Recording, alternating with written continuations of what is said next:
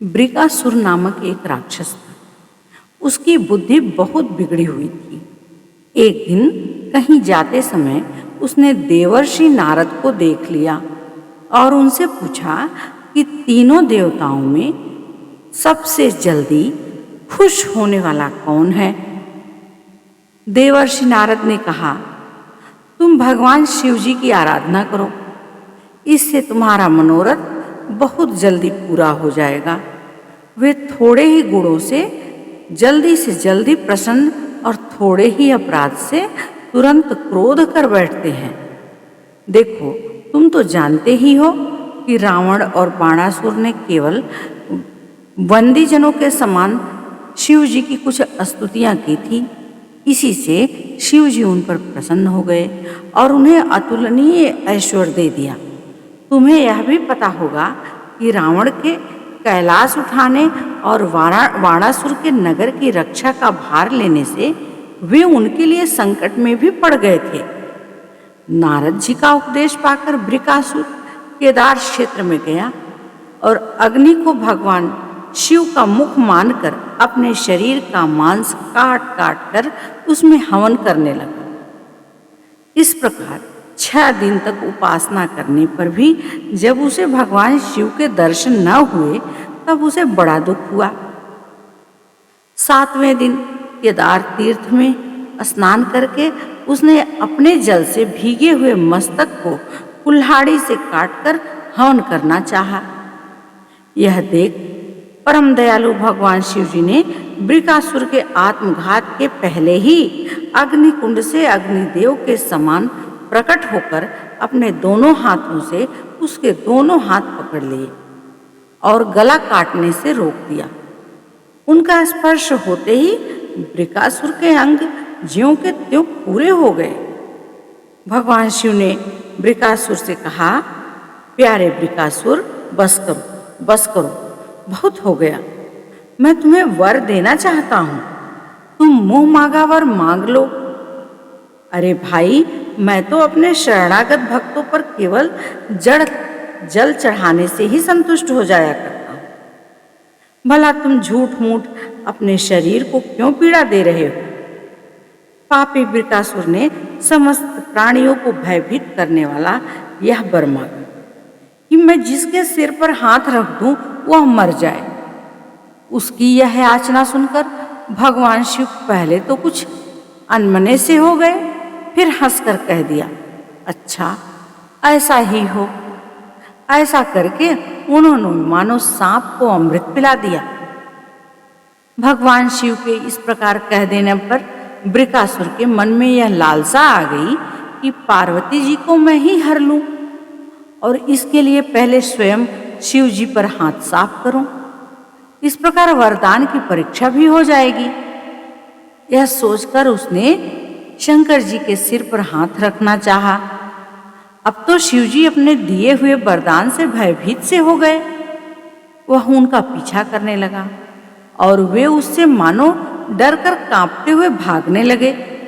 वे पृथ्वी, स्वर्ग और दिशाओं के अंत तक दौड़ते गए, परंतु फिर भी उसे पीछा करते देखकर उत्तर की ओर बढ़ गए।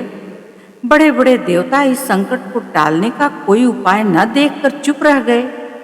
अंत में वे प्राकृतिक अंधकार से परे परम प्रकाश में वैकुंठ लोक में चले गए। वैकुंठ में स्वयं भगवान नारायण निवास करते हैं। भगवान ने देखा कि शिव जी तो बड़े संकट में पड़े हुए हैं।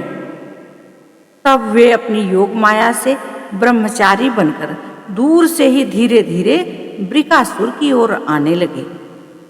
भगवान ने मूंज की मेखला, काला मृग चर्म, दंड और रुद्राक्ष की माला धारण कर रखी थी। ब्रिकासुर को देखकर उन्होंने बड़ी नम्रता से झुककर प्रणाम किया। ब्रह्मचारी वेशधारी भगवान ने कहा, ब्रिकासुर जी, आप बहुत थके से जान पड़ते हैं। आप बहुत दूर से आ रहे हैं क्या? तनिक विश्राम तो कर लीजिए। देखिए, यह शरीर ही सारे सुखों की जड़ है। इसी से सारी कामनाएं पूरी होती हैं। इसे अधिक कष्ट नहीं देना चाहिए। आप तो सब प्रकार से समर्थ हैं। इस समय आप क्या करना चाहते हैं? यदि मेरे सुनने योग्य कोई बात हो तो बतलाइए, क्योंकि संसार में देखा जाता है कि सहायकों के द्वारा लोगों के बहुत से काम बन जाया करते हैं। भगवान के इस प्रकार पूछने पर पहले तो उसने तनिक ठहर कर अपनी थकावट दूर की।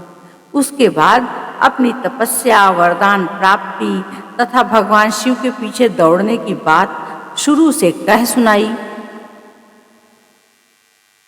बैकुंठ निवासी भगवान ने कहा, अच्छा ऐसी बात है, तब तो भाई हम उसकी बात पर विश्वास नहीं करते। आप नहीं जानते हैं क्या, वह तो दक्ष प्रजापति के शाप से पिशाच भाव को प्राप्त हो गया। आजकल वही प्रेतों और पिशाचों का सम्राट है। दानवराज, आप इतने बड़े होकर ऐसी छोटी छोटी बातों पर विश्वास कर लेते हैं। आप यदि अभी भी उसे जगत गुरु मानते हैं तो उसकी बात पर विश्वास करते हो तो झटपट अपने सिर पर हाथ रखकर परीक्षा कर लीजिए।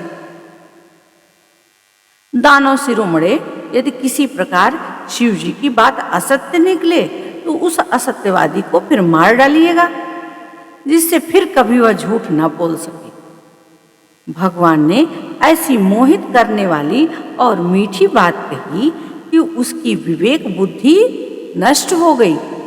उस दुर्बुद्धि ने भूलकर अपने ही सिर पर हाथ रख लिया।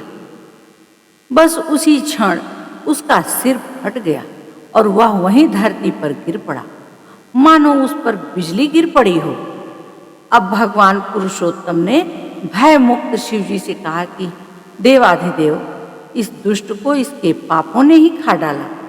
परमेश्वर, भला ऐसा कौन प्राणी है जो महापुरुषों का अपराध करके कुशल से रह सके? फिर स्वयं जगत गुरु विश्वेश्वर आपका अपराध करके तो कोई सकुशल रह ही कैसे सकता है? इस तरह हम सभी को अपने बड़ों से, अपने गुरुजनों से, महापुरुषों से के प्रति अपराध नहीं करना चाहिए। उनसे कभी भी झूठ नहीं बोलना चाहिए। कभी भी उनसे चोरी छिपकर कोई व्यवहार नहीं करना चाहिए। कभी भी अनीति के रास्ते पर चलकर उनका अपमान नहीं करना चाहिए, क्योंकि अगर हम अपमानजनित कोई भी काम करते हैं या अपने बड़ों का या महापुरुषों का तिरस्कार करते हैं तो उसका फल वृकासुर की तरह ही भोगना पड़ता है। तो ऐसे कर्मों का, ऐसे कुकर्मों के पाप भागी हम क्यों बने? क्योंकि हमें भी तो इस संसार में रह करके सारे संसार की सुख सुविधा, प्रकृति प्रदत्त जो भी चीजें बनाई हुई हैं उसका सुखपूर्वक निर्वहन करना है, प्रसन्नतापूर्वक अपने सगे संबंधियों के बीच में रहना है, न कि पाप का भागी बनना।